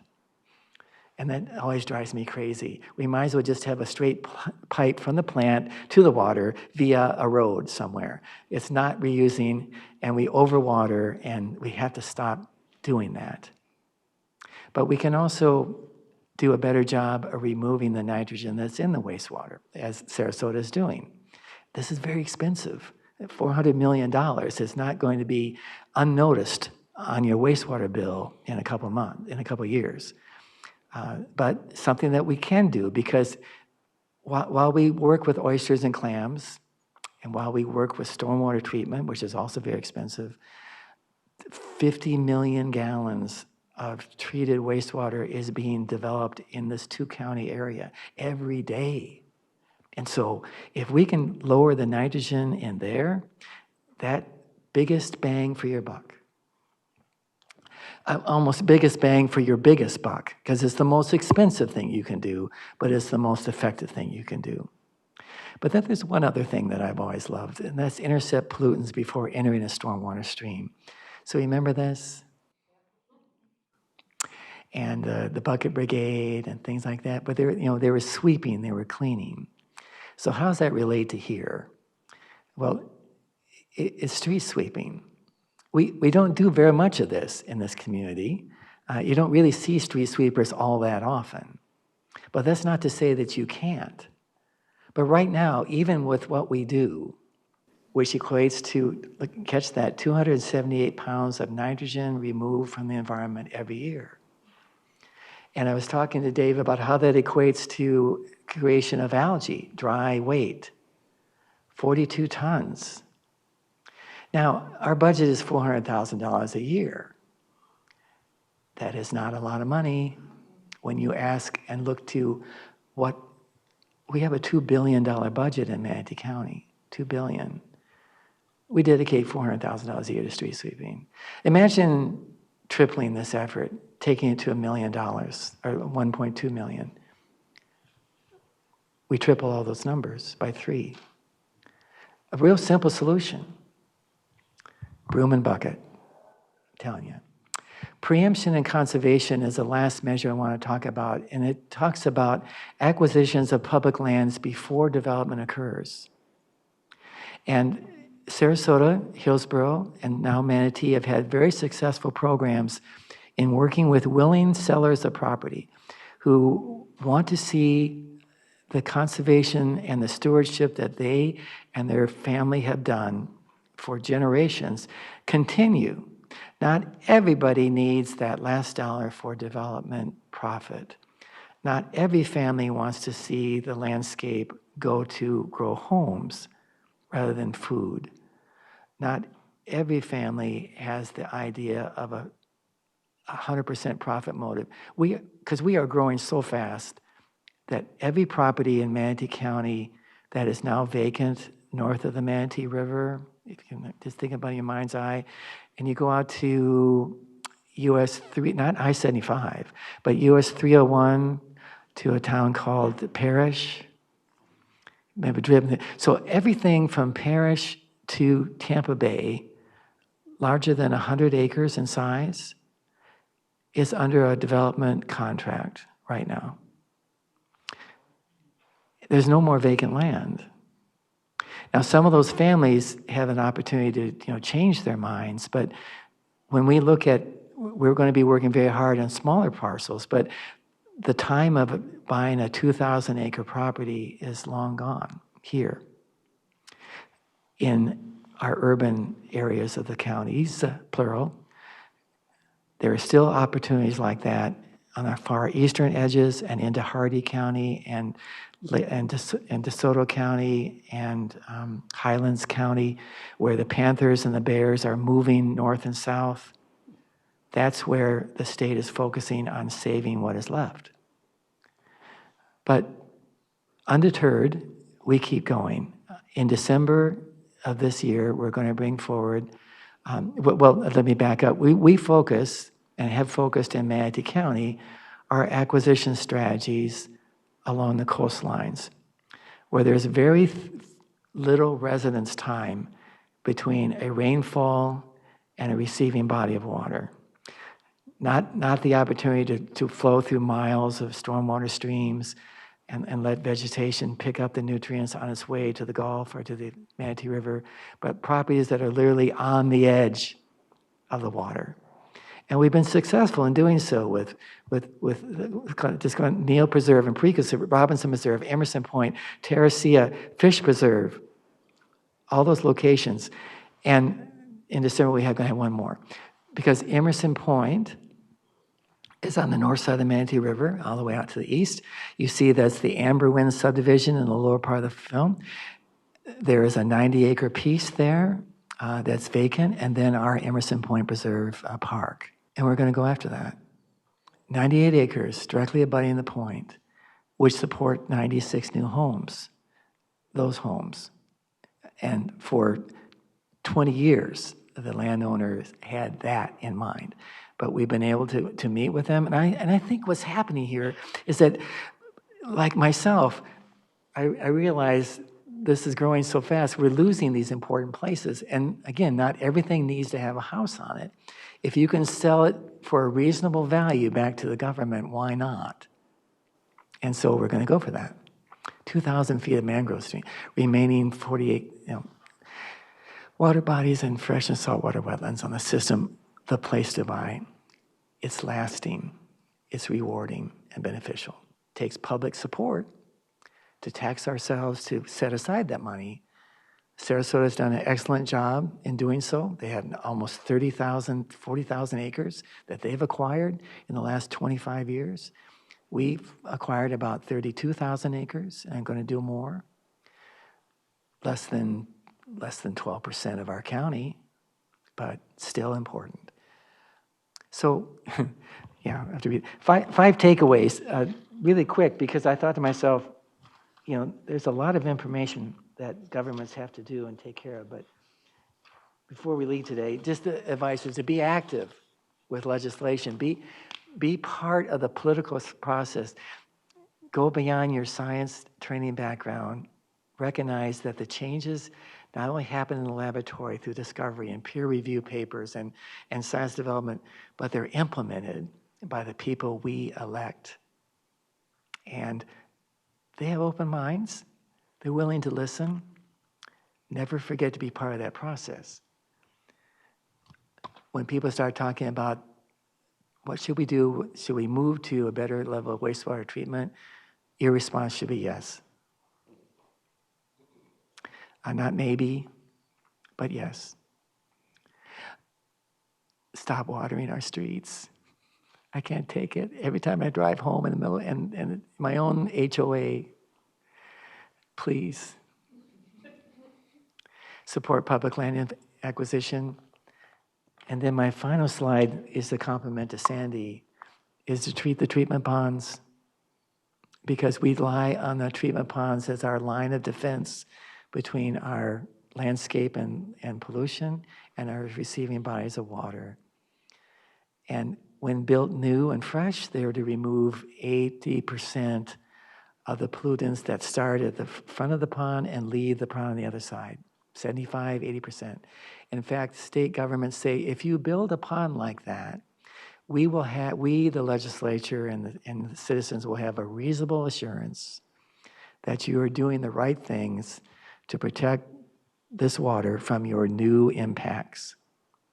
And for the first 5 years or so, you're removing 80% of the pollutants through filtering. But as the filters begin to clog, if you don't replace your furnace filter in your home or your air conditioning filter, you're going to start to see dust gathering all over the place like we do in our own home. And if you don't redo your stormwater ponds, your efficiencies drop to 50%, to 30%, 25%. And to the alarm of the Florida legislature maybe 2 years ago, people finally brought that fact forward. Said, we've been relying on the stormwater systems for so long, they're fine. No, they're not. Problem, here's the solution. We're gonna have to start looking at maintaining these ponds and what we can do with ponds that we have to increase their ability to absorb nitrogen and pollute with new landscaping rules and procedures. Treat the treatment ponds.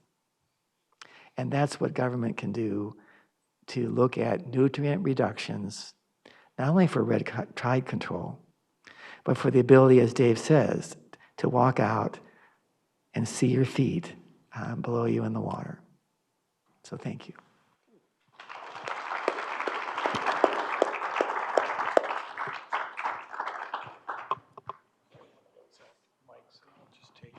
So if there are any questions, we can go. They promised to stay till, that clock says 5:16. Nobody adjusted it. So it's 4:16 till 4:30. We can take some questions. And I'll bring the mic around and you can distribute to where it should go. So just raise your hand if you've got a question. We have one back here. And please speak into the mic so we're live streaming this so everybody can hear. Hi there, I'm Jessica Mazzaros, a reporter with USF. Glad to be here. I have two questions. One is, I'm wondering if we have an understanding of how much fertilizer is coming off of agricultural lands in Florida. Like, for instance, in the reporting that I've done in terms of orange groves and citrus greening, they need to fertilize now year-round versus historically 3 times a year. So I think, looking at that as well as individual properties, I'm just curious if anyone's looking into that. Yeah, Jessica, I've heard your voice so often. It's nice to put a face to it. We don't have an awful lot of ag in our watershed right here, but agricultural land is not a one-size-fits-all. Rangeland is almost like natural landscapes in terms of that. Sugarcane fields are probably the worst in terms of like nutrient loads from sugarcane because it's grown in muck, and then you add phosphorus on top of it. The citrus groves were doing a lot better. They were applying like half the nitrogen that they used to apply back in the 70s. But yeah, with greening, it's a real problem because if you're familiar with greening, it's a real stress for the trees. And if they can get the trees beyond the greening impact, But that's really more of an issue for kind of like Charlotte Harbor. But I think one of the important things is not all ag is the same, and a lot of ag interests actually pay a lot more attention to nutrient management than the average homeowner. The average homeowner just like, whatever, I put a bag in the thing, I run around, there's still some left in my little thing, so I keep going. And a farmer won't do that because that's a capital outlay that he doesn't want to like have. That's money out of his pocket. But it really does depend. But citrus greening is a real problem, and I'm not sure what that's gonna do. But I do know that our citrus acreage is way down. So it may be a big problem for the remaining grows, but our citrus acreage is way down the last couple of decades. Thank you. And my second question is what should we be looking out for in 2024 in terms of water quality and red tide? Anything in particular? Thank you. I would say if this is an El Nino year and we get a lot of rain, like we often do, then that could stage up Lake Okeechobee and you wouldn't have a lot of storage capacity. So if we have an El Nino that rains a lot and we have a hurricane when the water gets warmer, it could be a really bad year. Sir from Manatee, I appreciate your 5 takeaways, particularly number 1, be active with your legislatures and representatives and pay attention to their laws and ordinances. I really appreciate that. Maybe you could also give me an idea of what you consider being active with your legislators. Personally, I consider being active with legislators letting them know what I want on behalf of where I live and the environment. Some legislators are better in looking at environmental concerns than others. And does that also include looking at legislators in terms of their voting records and where they stand on the environment? And do they stand with us or do they stand with the developers? Some of my friends stand with the developers, and some of my friends stand with the environment, and I stand with my friends. You're going to get that a lot. I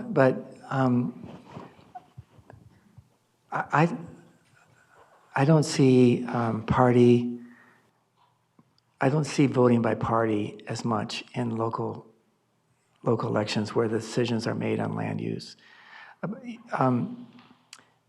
Remember that if you have a busy week and you're facing an agenda of 100 items in the next meeting, and it's not humanly possible to stay up on every item, but you do listen to those who do make a point to come forward and speak. Briefing politicians is very much a one-on-one basis. If you can find their time to give to you, you're most effective. You're also, and I've been working with Manatee County for 43 years, I find that it does make a difference when a neighborhood unites behind a issue or a problem, and they want their solution. And if there's 100 seats in the auditorium and 85 of them are filled with those who want the solution, you're going to get a positive response from all the members. Yeah, money doesn't buy you everything. And that's proven time and time again with elections and with other things. So I think that communication in the political process begins with one-on-one conversations, then it extends to homeowners associations, developers who are very much part of the business community, and chambers of commerce sometimes can be the moderator of that.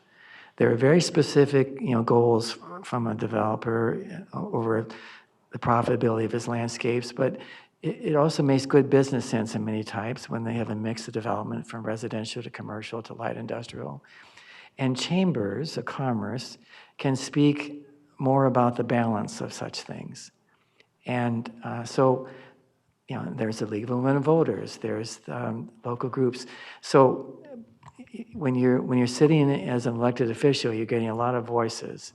But the closer you get to the decision, I hate to, there were times when I was, it's on camera, I'm sorry, but this was 20 years ago. But I know that working with some of the county commissioners, if you're the last person to be able to talk to them, you had a great influence on their decision. Because they were getting so much information leading up and like, okay, is this what I need? Okay, boom, and they're gone. And they go on to their meeting. Such is the nature of so much information coming into an individual. It's very hard to keep it together. So, thank you, God. Or another question over here. How you doing, everybody? Just one question for you. When we were talking about limiting the nitrogen and phosphorus going in, do we have like a gauge of when it is too much that we start to affect the rest of the ecosystem? As we know, everything's all tied together. So would that excess amount of nitrogen, when do we know it's exactly enough? Where we're in the right range? Are we doing too much, or how does that go? So I would say we do. We have water quality standards that are based upon the nitrogen concentration in the bay. And we also have nitrogen standards that are tied to how much algae is in the bay. So those are developed by the Sarasota Bay Estuary Program, reviewed and approved by DEP and US EPA. So we do have standards, and we have been below those, which is a good thing. So we have less nitrogen, less algae in the water, and we're one of the few places in Florida that actually looks like it's getting better. And Biscayne Bay is not getting better. Indian River Lagoon is not getting better. Tampa Bay is actually hit a real hard stretch. But Tampa Bay got slammed by Piney Point, literally the worst thing in 50 years. We actually were kind of halfway between, the upper part of our bay got hit by Piney Point. But the neat thing about us is we actually have a more urbanized watershed than Biscayne Bay. Sarasota Bay has about maybe 800,000 people live in the watershed. It's a 150 square mile watershed, so that's about 4,500 people per square mile.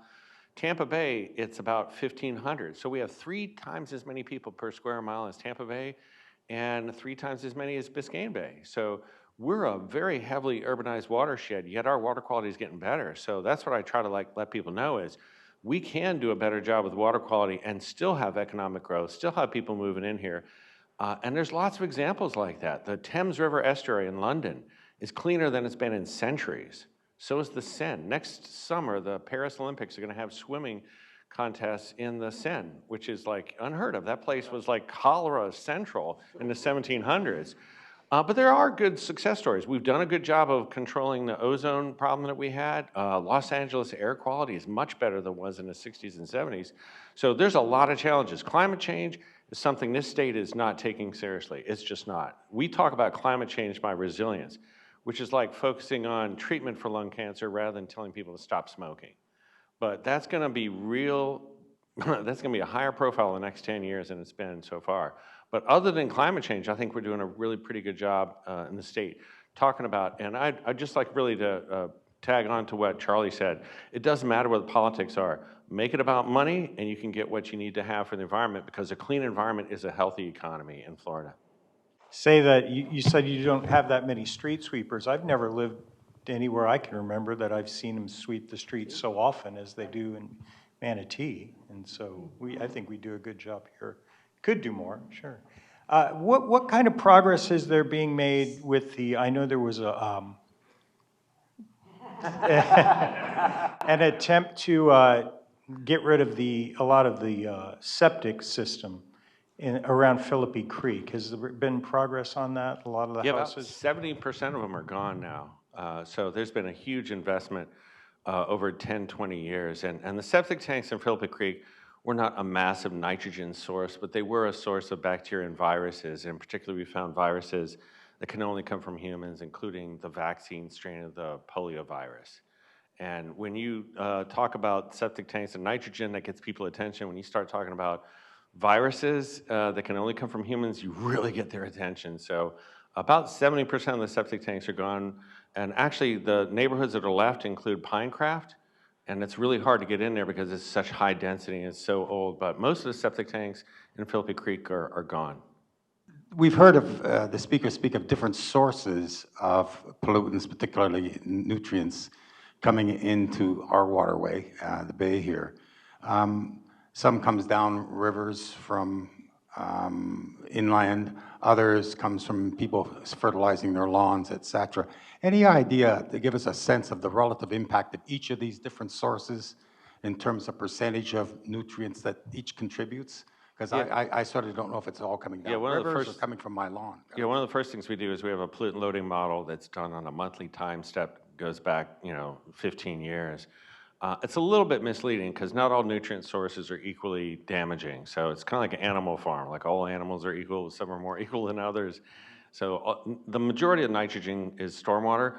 But our worst water quality was not when it rained the most. Our worst water quality was when we had the wastewater overflows. So we do have pollutant loading models, but wastewater is the most important load to go after. Yeah, and so I would say, go after stormwater ponds, absolutely, because that's how you hold the line. But if you don't deal with your wastewater, you're not going to fix your problems with stormwater. Once you fix your problems with stormwater, the way to hold the line is with stormwater. So wastewater, pound for pound, is more damaging than stormwater. That's what appears to be the case here. What I like about the program we have with the ponds, Charlie, the government people, they're into it. Now the communities, the individual people like you are into it. 5 years ago, I talked to them about this stuff. They had no idea what I was talking about.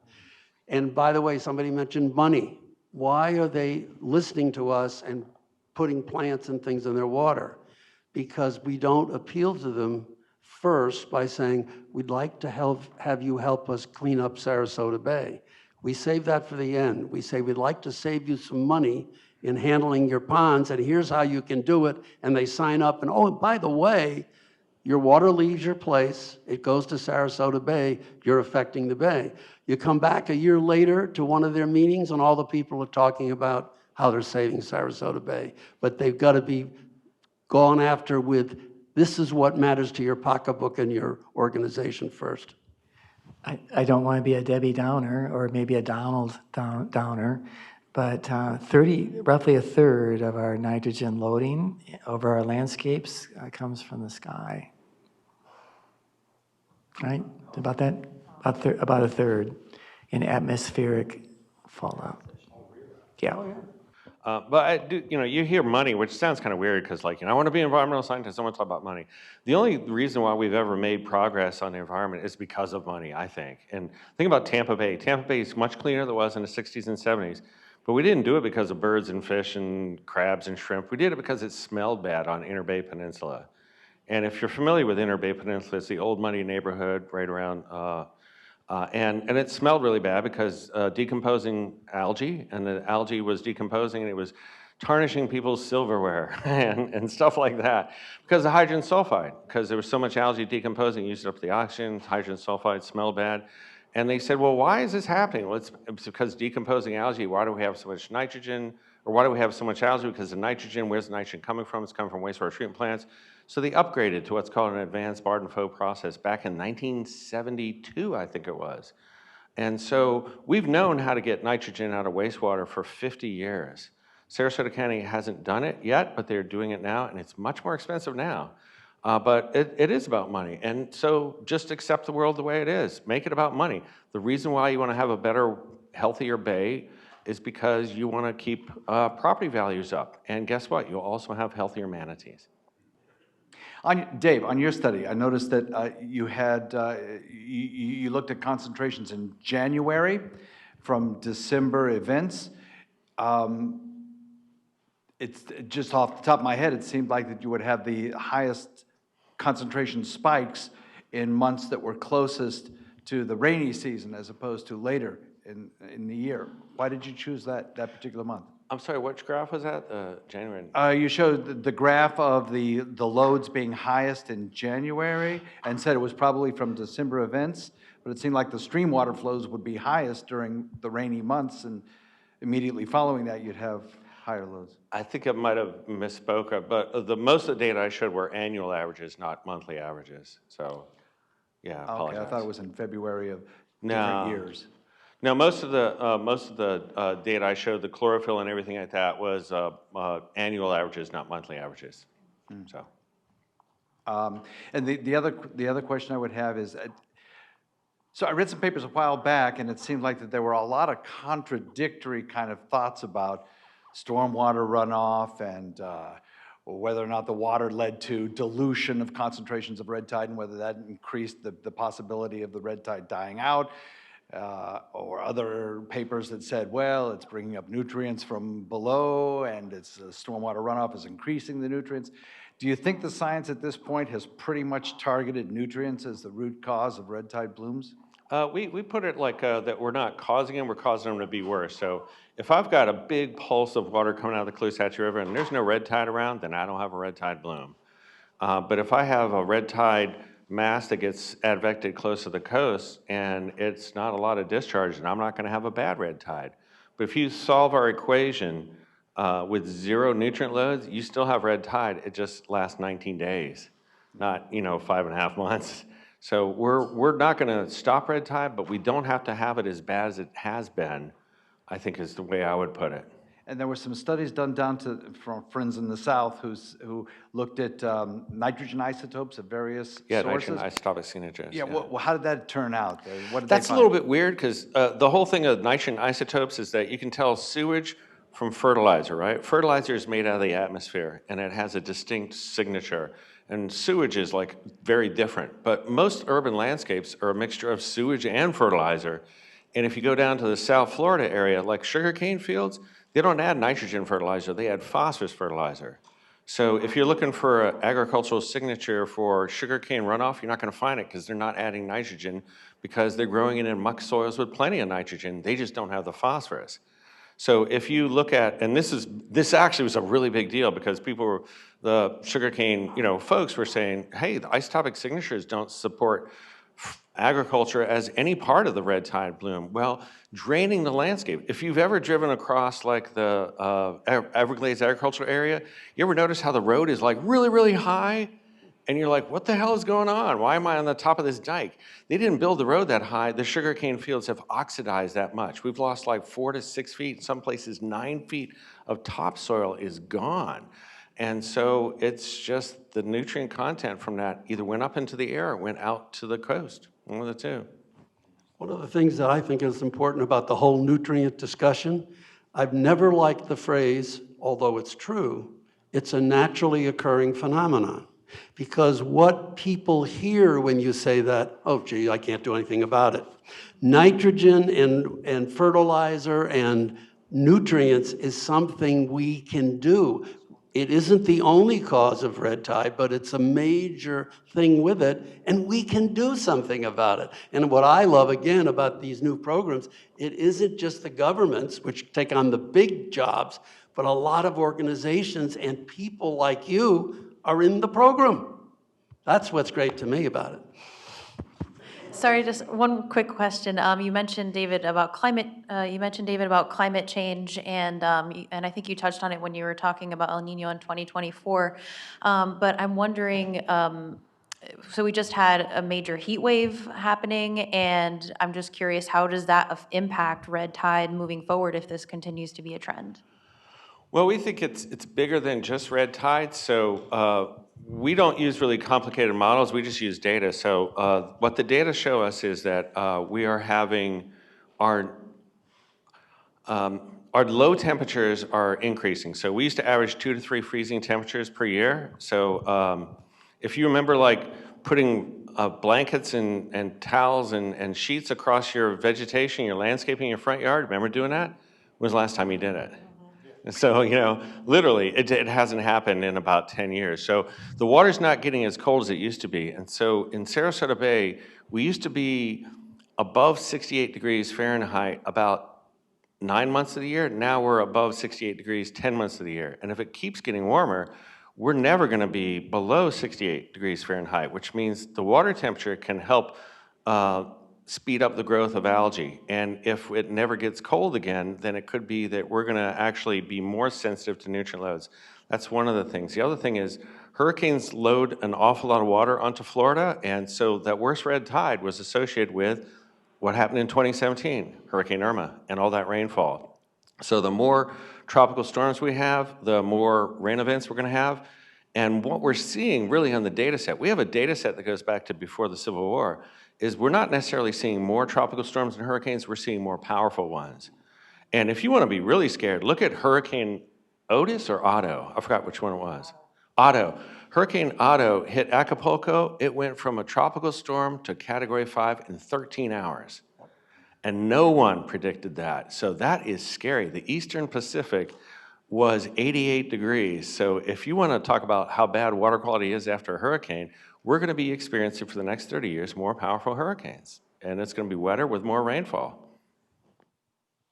All right, we're going to have to, we'll take a break now and let people who need to leave clear out, and I think the speakers will be here, so if you have a question you want to ask them, you can just grab them before they get away.